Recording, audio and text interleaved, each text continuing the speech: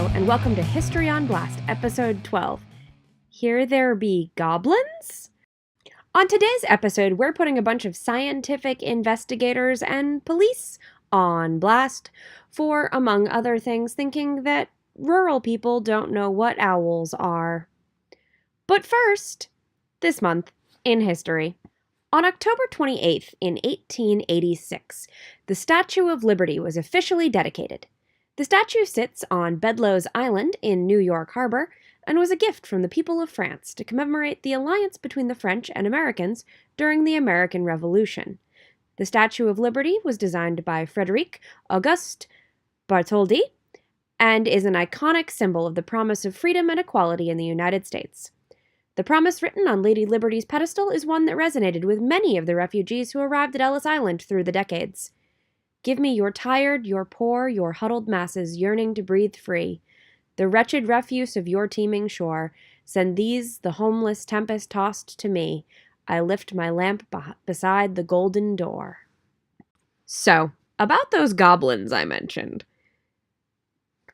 Back in 1955, on August 21st, a group of people from a farm in rural Kentucky arrived at their local police station saying that for nearly 4 hours, their farm had been under siege by creatures that they were calling goblins.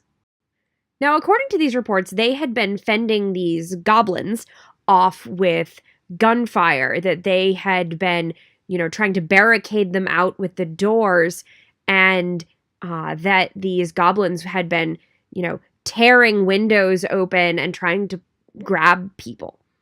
The description of the goblins is anywhere from 2 to 4 feet tall, with large pointed ears, claw-like hands, eyes that glowed yellow, and spindly legs.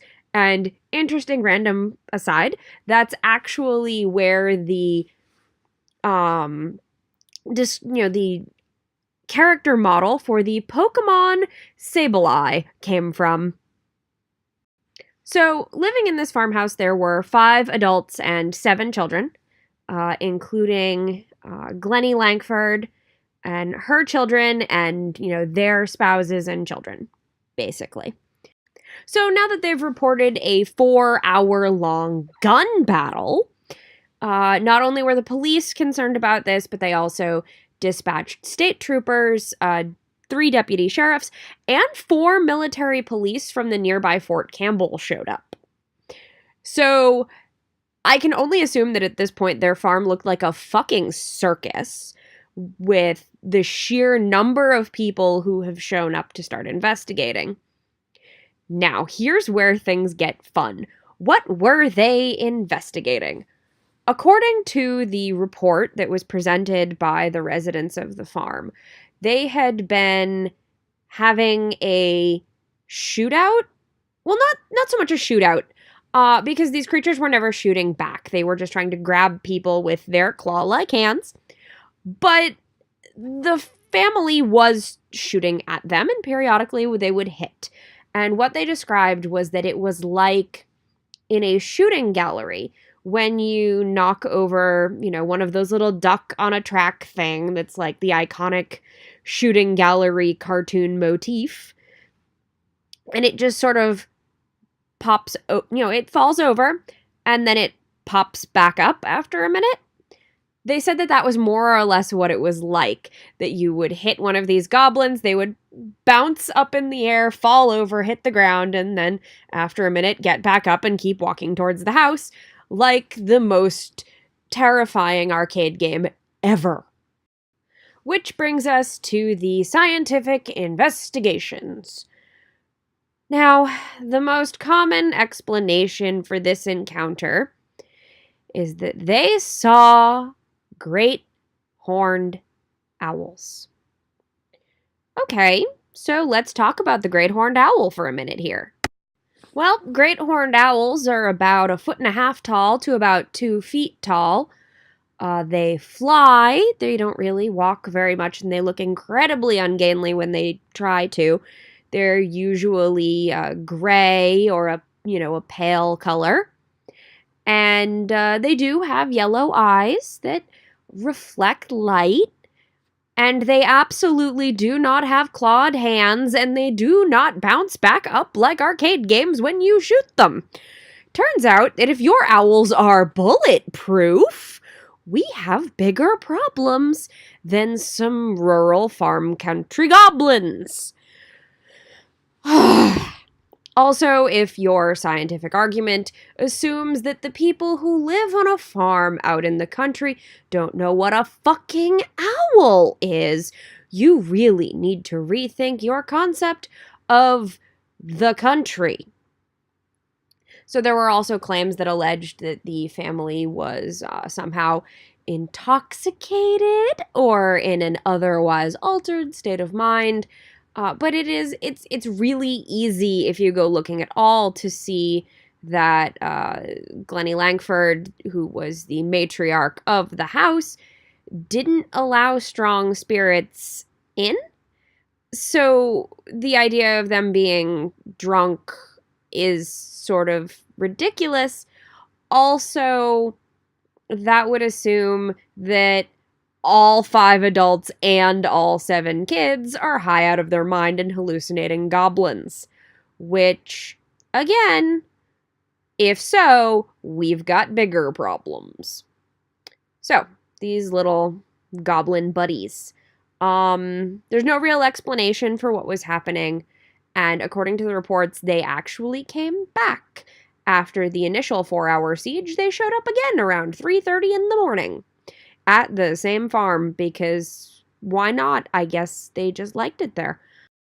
And of course, you can't discuss any sort of encounter like this in the 1950s without bringing up everybody's favorite Project Blue Book, which was an Air Force investigation into the possibility of UFOs.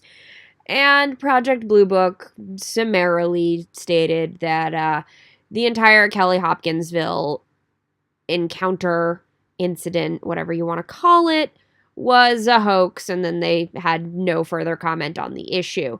But as we all know, Project Blue Book was notorious for such things as, yes, the giant UFO that your entire town saw was nothing more than the planet Venus, which is not overly convincing, and is neither here nor there. The Kelly Hopkinsville incident is also, interestingly enough, the first popularization of the words little green men in the sphere of actual ufology and outside of sci-fi. It had been used in science fiction a little previously, as early as 1951, but by this point in 1955, people were actually starting to refer to theoretical real aliens as little green men. In short, we really have no explanation for what happened in Kelly Hopkinsville in 1955. But what we do know is that it is disingenuous of researchers to assume that just because the witnesses to an encounter like this are rural, are farmers, are blue collar, are not as well educated as, they're not college graduates, they're whatever. Just because they don't have the same background as you, Mr. Scientist Man, maybe you should still take their claim seriously and not go, you definitely saw weird bipedal owls with arms that were bulletproof. Owls, they were owls. I don't think so. And with that, that's pretty much going to wrap up our special October spooky history adventure. Next month, we will be back to the more normal history and just putting people on blast for doing stupid shit. And if you have any suggestions for that, then you should definitely email them to me at historyonblast@gmail.com, or you can always find me on Twitter at historyonblast. Since I've just slid into the outro here, I might as well mention that it is always helpful to the show if you leave a review especially on iTunes. If you've got any stories that you'd like to submit about your own hometown history, you can go right ahead and send those to the same places I mentioned before, email and Twitter. I've been considering making a listener group on Facebook, and if that's something you'd be interested in, let me know. I'm not really sure how many people use Facebook anymore because, I barely do myself. As always, I'd like to thank Defy the Mall for the use of their song Keeper of Histories as the intro and outro of the program. And always, thanks for listening.